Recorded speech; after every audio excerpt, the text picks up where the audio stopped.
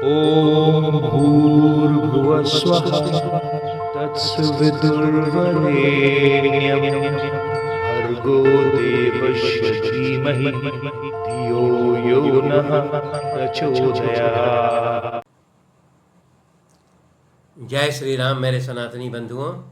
आइए इस सनातन रूपी वृक्ष के जड़ों को सिंचित करें, इसे पुष्पित और पल्लवित करें तथा इसे इतना विराट और शक्तिशाली बना दें कि हमारे आने वाले वंशज अपने पूर्वजों पर गर्व कर सकें तथा विधर्मियों से अपनी रक्षा भी कर सकें।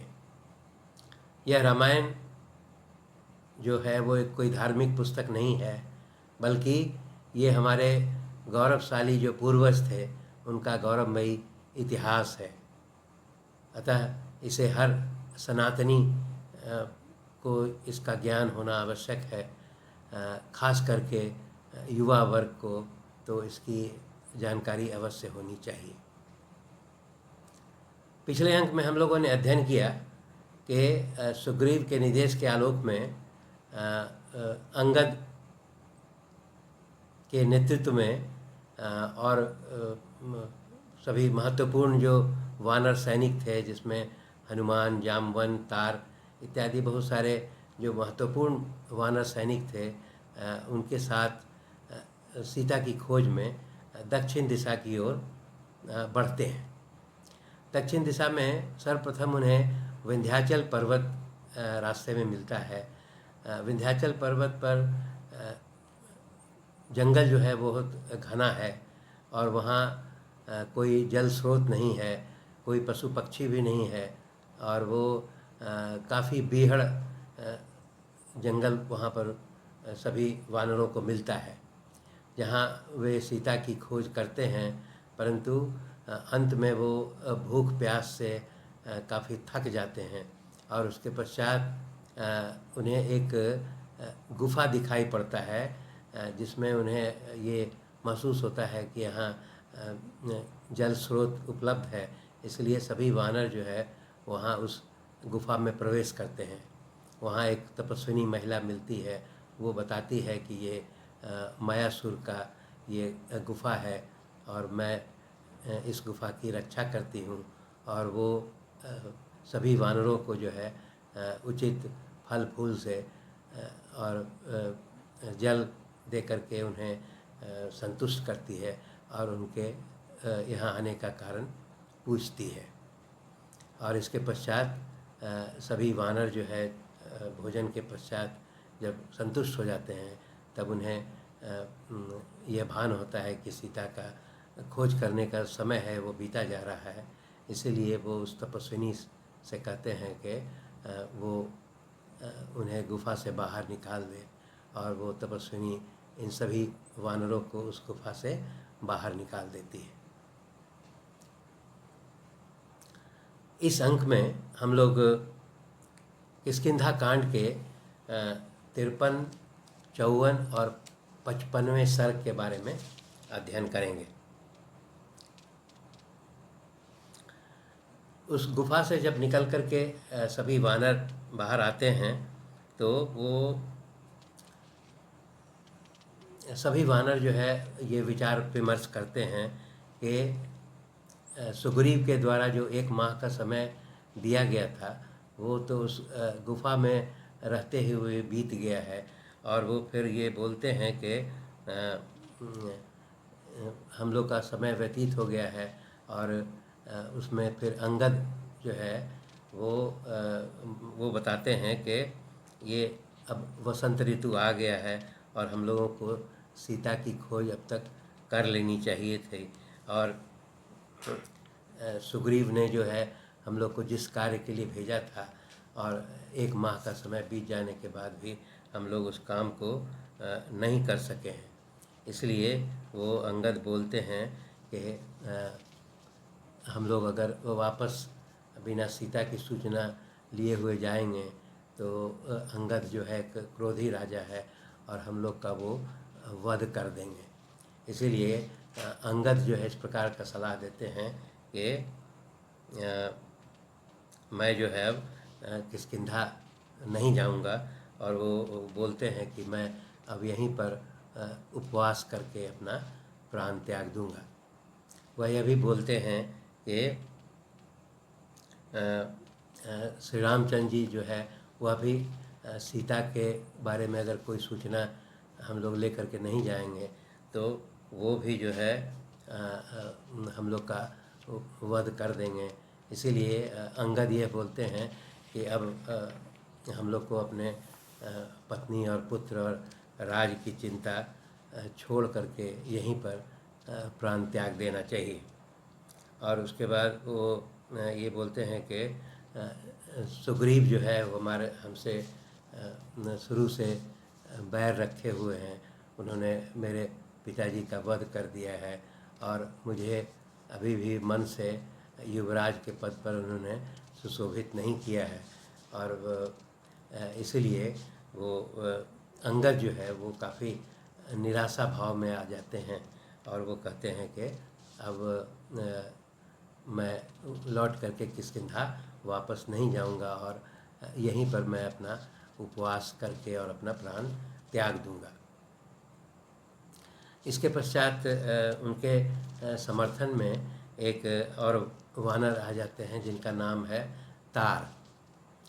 तार जो वानर सेनापति थे वे भी अंगद का समर्थन करते हैं और सभी वानरों को ये सलाह देते हैं कि अभी हम लोगों ने ये मायासुर के गुफा में जहाँ फल फूल और जल स्रोत काफ़ी है और वहाँ पर हम लोग खूब अच्छी तरीके से अपना समय व्यतीत कर सकते हैं और वहाँ उस गुफा में रह करके हम लोग को न सुग्रीव का भय होगा, न किसी भी दूसरे का, रामचंद्र जी का भी, लक्ष्मण का भी भय नहीं होगा। इसलिए वो सभी वानरों को सलाह देते हैं कि क्यों नहीं हम लोग उसी गुफा में जो है अपना वहीं निवास करके अपना जीवन व्यतीत करें। यहाँ पर हनुमान जी है वो अपना उसमें दिया गया है कि वो बुद्धि से काम लेते हैं। उनको यह आभास हो जाता है कि ये अंगद जो है उसके समर्थन में बहुत सारे वानर जो हैं साथ में आ गए हैं और वो सुग्रीव के भय से ये अंगद का साथ देने लगे हैं। और हनुमान यह भी मानते हैं कि ये अंगद जो है वो यहाँ पर कुछ गुण बताए गए हैं राजा के बारे में, जिसमें कि बुद्धि के 8 गुण, उसके बाद साम दाम दंड भेद और उसके बाद 14 गुण जो है राजा का बताया गया है, उससे युक्त हैं। इसमें बुद्धि के 8 गुण इस प्रकार हैं, उसको भी जानकारी होनी चाहिए। तो बुद्धि के 8 गुण हैं: सुनने की इच्छा, सुनना, सुनकर ग्रहण करना, ग्रहण करके धारण करना, ऊहापोह करना, अर्थ या तात्पर्य को भली भांति समझना तथा तत्व ज्ञान से संपन्न होना। ये जो है बुद्धि के 8 गुण हैं। तो वो बताते हैं कि अंगद जो है इन सभी गुणों से युक्त हैं। इसके अलावा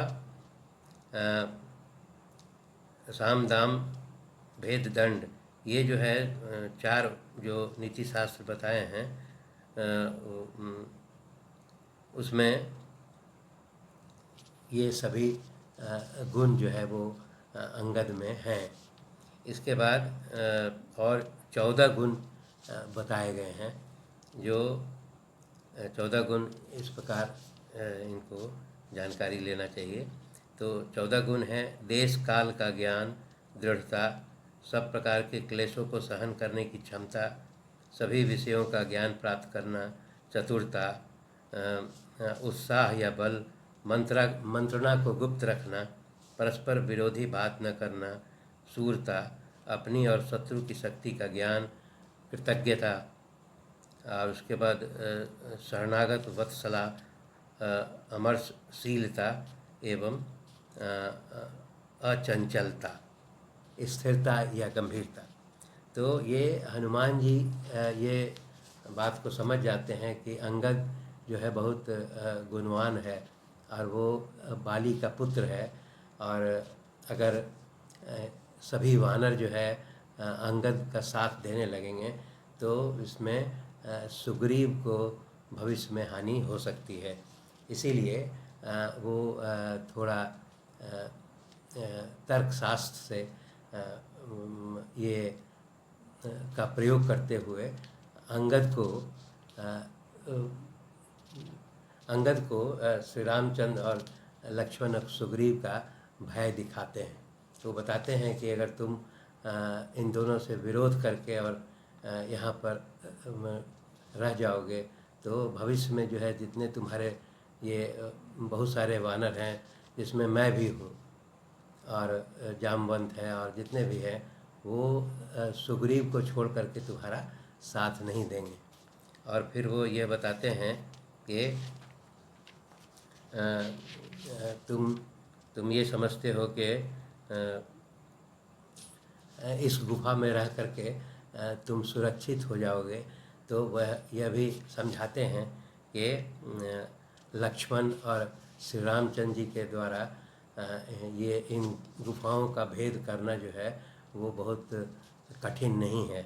इसीलिए वो अंगद को इस प्रकार का भय दिखाते हैं और वो कहते हैं कि तुम श्री रामचंद्र जी से अगर विमुख होगे तो वो भविष्य में तुम्हें ज़रूर इसका तुम्हारे इससे तुमको हानि होगी। और उसके बाद फिर वो बताते हैं कि सुग्रीव को भी कोई पुत्र नहीं है और वो हमेशा तुमको पुत्र की ओर वो पुत्र की तरह मानते हैं। और इसलिए अंगद को वो फिर समझाते हैं कि हम लोग जो है सीता की खोज करने के लिए आए हैं और उस सीता का खोज करने के पश्चात और हम लोग निश्चित सीता की सूचना प्राप्त कर लेंगे और तब हम लोग किष्किंधा की ओर लौटेंगे।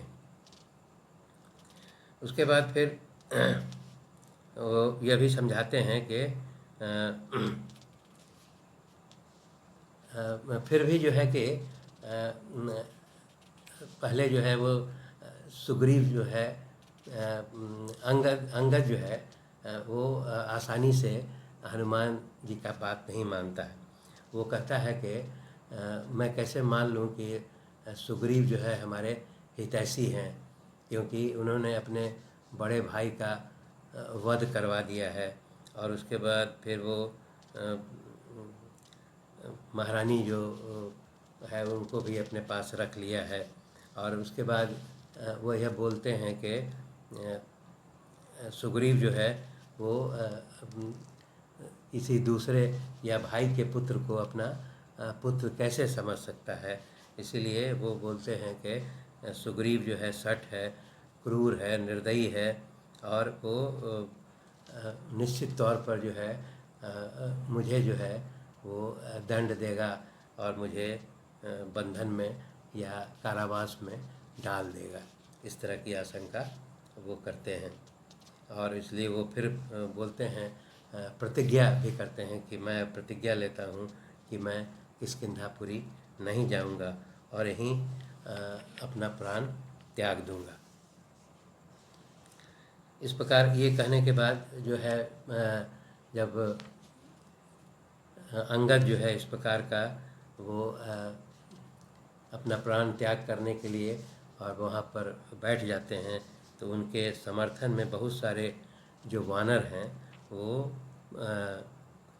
उनके समर्थन में और वो वहाँ पर ज़मीन पर पृथ्वी पर आसन लगा करके और ये प्रण ले लेते हैं कि हम लोग जो है अपना प्राण यहीं पर त्याग देंगे और हम लोग वापस जो है किष्किंधापुरी नहीं जाएंगे। इस अंग में इतना ही।